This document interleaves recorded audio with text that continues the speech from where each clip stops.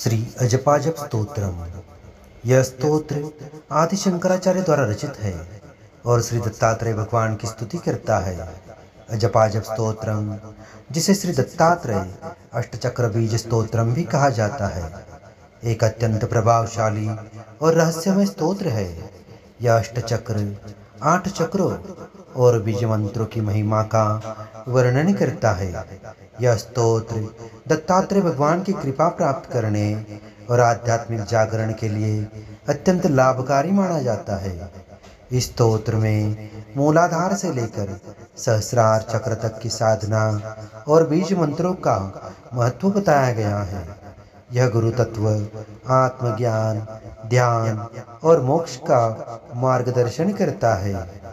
इस स्तोत्र का पाठ करने से साधक को आध्यात्मिक जागृति और परमात्मा के स्वरूप का बोध होता है। यह स्तोत्र मूलाधार से सहस्रार चक्र तक ऊर्जा को सक्रिय करता है, जिससे शारीरिक, मानसिक और आध्यात्मिक संतुलन प्राप्त होता है। श्री दत्तात्रेय भगवान को गुरु तत्व का प्रतीक माना जाता है और इस स्तोत्र के पाठ से गुरु कृपा शीघ्र प्राप्त होती है। यह स्तोत्र अजपाजप, स्वतः चलने वाला जप की महिमा को प्रकट करता है, जिससे साधक को सहज ध्यान और समाधि की अवस्था प्राप्त होती है। इस स्तोत्र का नियमित पाठ सभी प्रकार की नकारात्मक ऊर्जाओं, ग्रह दोषों, शत्रु बाधाओं और मानसिक क्लेशों को समाप्त करता है। योग, ध्यान और तंत्र साधना करने वाले साधकों के लिए यह स्तोत्र महाशक्तिशाली सिद्ध होता है। इस स्तोत्र के निरंतर पाठ से साधक को जीवन मरण के बंधनों से मुक्ति और परम शांति प्राप्त होती है। अजपाजप स्तोत्रम एक गूढ़ एवं रहस्यमय स्तोत्र है, जो साधक को गुरु कृपा, आत्मज्ञान और चक्र जागरण का वरदान देता है। यह स्तोत्र अंतकरण की शुद्धि, जीवन में संतुलन और आत्म की उच्च अवस्था को प्राप्त करने में सहायता करता है। जो भी श्रद्धा और भक्ति से स्तोत्र का पाठ करता है, उसे भगवान दत्तात्रेय की कृपा प्राप्त होती है और वह परम आनंद एवं मोक्ष की ओर अग्रसर होता है। श्रीमद् शंकराचार्य विरचितम् अजपाजप स्तोत्रम नाम श्री दत्तात्रेय अष्टचक्र बीज स्तोत्रम। ओम तत्सत् ब्रह्मणे नमः।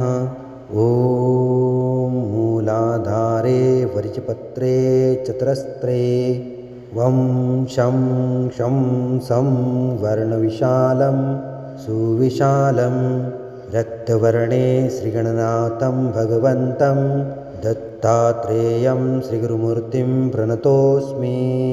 स्वाधिष्ठाने षड्दलपद्मे तनुलिङ्गं बं लां तं तत्वर्णमयाभं सुविशालं पीतवर्णं भगवती रूपं द्रुहिणन्तं दत्तात्रेयं श्रीगुरुमूर्तिं प्रणतोऽस्मि। नाभो पद्म यत्र दशाढां डं पं वर्णं लक्ष्मीकान्तं गरुडारूढं नरवीरं नीलं वर्णं निर्गुणरूपं नीलमान्तं दत्तात्रेयं श्रीगुरुमूर्ति प्रणतोऽस्मि। पद्मान्ते द्वादशपत्रे कण्ठं वर्णे एव साम्बं पारमहंस्यं रमयन्तं सर्वसानाद्यन्तकरन्तं शिवरूपं दत्तात्रेयं श्रीगुरुमूर्तिं प्रणतोऽस्मि।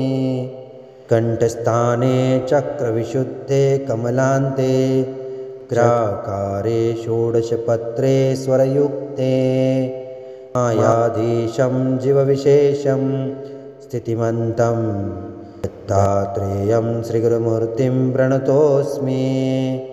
आज्ञाचक्रे भुयुगमध्ये द्विदलान्ते हं क्षं बीजं ज्ञानसमुद्रं परमन्तं विद्युद्वर्णम् आत्मस्वरूपं निगमाग्रे दत्तात्रेयं श्रीगुरुमूर्तिं प्रणतोऽस्मि। मूर्ध्निस्थाने पत्रसहस्रैर्युतपद्मे पीयूषाब्दे रत्नरङ्गतम् अमृतौचं हंसाख्यन्तं रूपमतितं चतुरेयं दत्तात्रेयं श्रीगुरुमूर्तिं प्रणतोऽस्मि। ब्रह्मानन्दं ब्रह्ममुकुन्दादिस्वरूपं ब्रह्मज्ञानं ज्ञानमयन्तं तमरूपं ब्रह्मज्ञानं ज्ञानिमुनीन्द्रे रचिताङ्गं दत्तात्रेयं श्रीगुरुमूर्तिं प्रणतोऽस्मि।